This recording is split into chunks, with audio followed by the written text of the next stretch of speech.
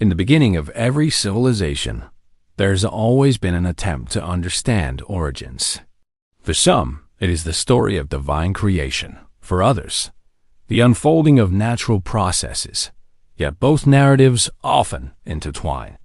When we approach the mystery of language, we are inevitably drawn to the ancient tale of the Tower of Babel. This biblical account describes a time when all humanity spoke a single tongue, united under one purpose, to build a tower that reached the heavens. God intervened, scattering humanity by confusing their speech, thus creating the diversity of languages. On the surface, this appears as a divine act of disruption, but beneath it lies a profound question. Is the diversity of languages merely a supernatural decree, or could it also be seen as an expression of natural laws set forth by the Creator himself? Science often describes its work as the discovery of principles already embedded in the universe. Gravity, thermodynamics, and biological evolution are not inventions of man, but revelations of the underlying order of creation. If God is the ultimate architect, then science itself becomes a tool to read his blueprint. This perspective allows us to see Babel not only as an act of judgment, but also as a turning point in the natural history of human communication. Before Babel, the narrative suggests humanity's unity was powerful enough to challenge divine sovereignty. After Babel, diversity became the boundary of human ambition. But here lies the intersection with science. Linguistic anthropology reveals that languages evolve naturally, splitting into dialects over generations, shaped by isolation, geography, and cultural shifts. Could it be that what the Bible describes as sudden divine intervention was, in fact, God's hand guiding a process he had already designed? Consider how creation itself functions. The laws of physics and chemistry did not appear randomly. They were established by God from the first moment of existence. Every falling star, every river's flow, every breath of life operates within this divine framework. To see science as separate from God is to miss the point. Science is the language of creation, the grammar of the universe written by the Creator. In this light, the Tower of Babel ceases to be a contradiction between faith and reason.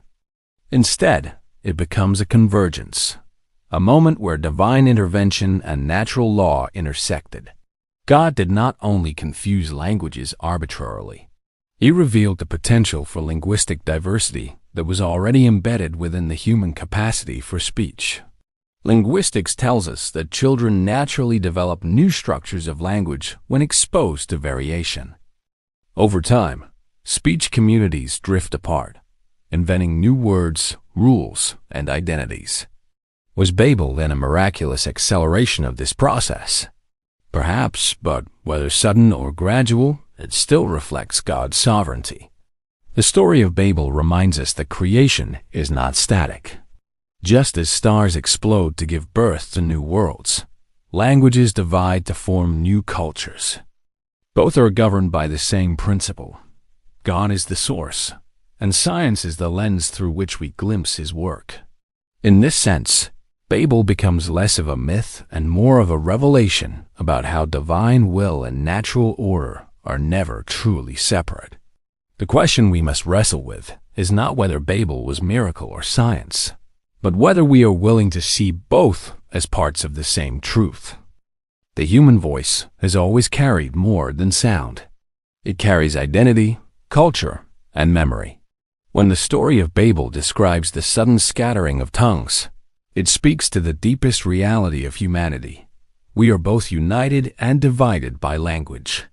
To explore this scientifically is to enter the realm of linguistics, the study of how languages are born, evolve, and die.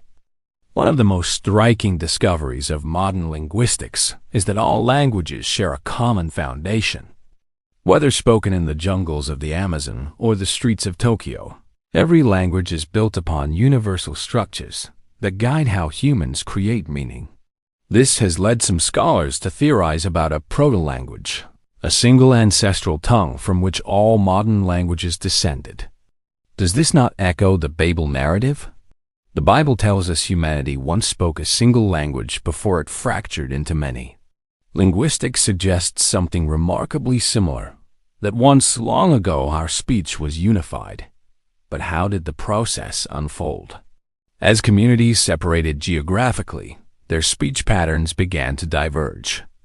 A slight change in pronunciation here, a borrowed word there, and within generations, dialects became distinct languages. What the biblical story condenses into a divine act, linguistics expands into centuries of evolution. Yet both point to the same truth. The potential for linguistic diversity has always been within us. Consider the way children invent new slang, or how immigrant communities blend languages to form entirely new hybrids. This demonstrates how malleable speech is, how quickly it can adapt to social needs. Could it be that God, in scattering humanity, simply activated a process that he had already inscribed into human nature? Language, then, becomes both a gift and a challenge. It allows for poetry, philosophy, and the sharing of dreams. Yet it also creates walls between peoples, misunderstandings that have sparked wars as easily as they have fostered art. Babel was not merely a punishment. It was a revelation of humanity's dual condition. We are capable of unity, but destined for diversity. The birth of languages is not just the story of words. It is the story of identity itself. Why did humanity build the tower? The text tells us it was to make a name for ourselves, a declaration of pride against the heavens. The structure was less about architecture and more about ambition. In ancient Mesopotamia, ziggurats reached toward the sky as symbols of human achievement. Yet the Tower of Babel was different. It was not a temple to worship, but a monument to independence. Humanity sought not to honor God, but to replace him. Pride has always been the downfall of civilizations. Empires rise with grandeur, but collapse when their ambition outpaces their humility. The story of Babel warns us of this eternal pattern. To build higher, humanity must first look inward. The scattering of languages was not only a practical disruption, but also a symbolic reminder. Unity without humility leads to ruin. From a scientific perspective, one could argue that the very act of building massive communal projects requires communication, coordination, and trust. When language fractures, so too does collaboration. The tower could not continue, not because of structural failure, but because communication itself collapsed. Pride had reached its limit, and diversity was the boundary God placed to preserve humanity from self-destruction. After Babel, humanity spread across the earth, each group carrying its own tongue, customs, and worldview. This scattering shaped the map of civilization.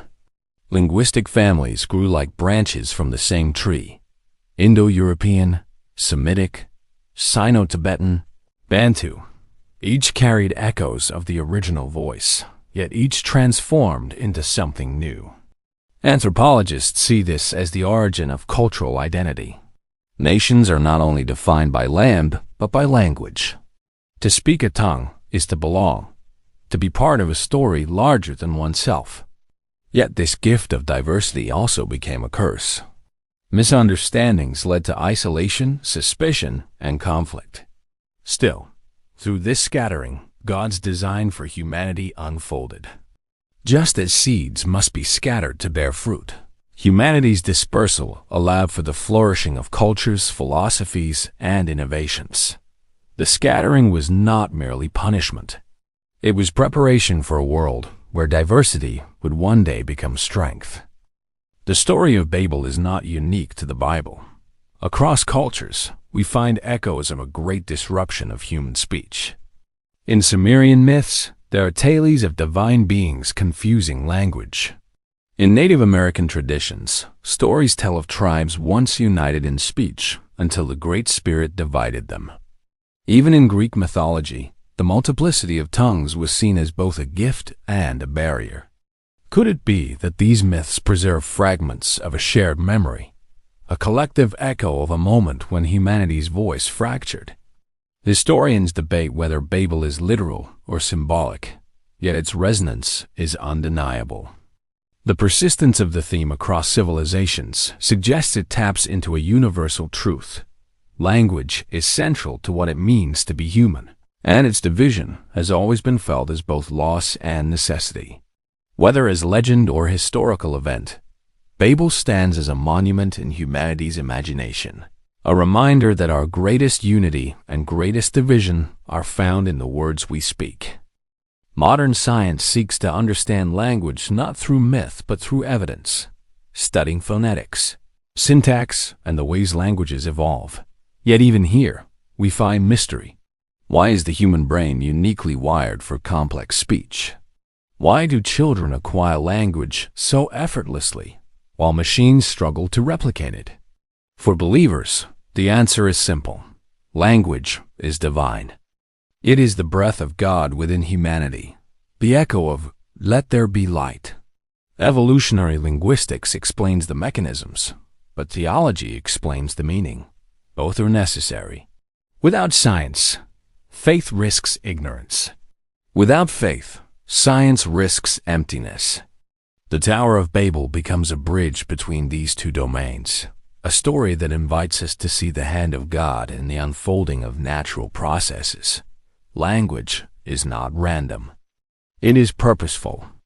And its diversity, while challenging, is also a reflection of divine creativity.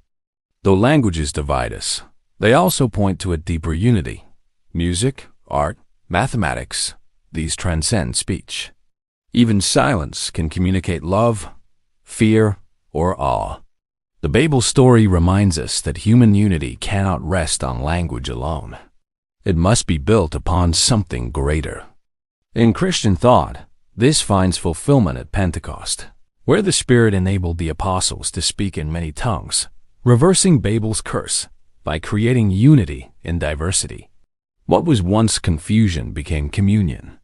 The lesson of Babel, then, is not despair but hope.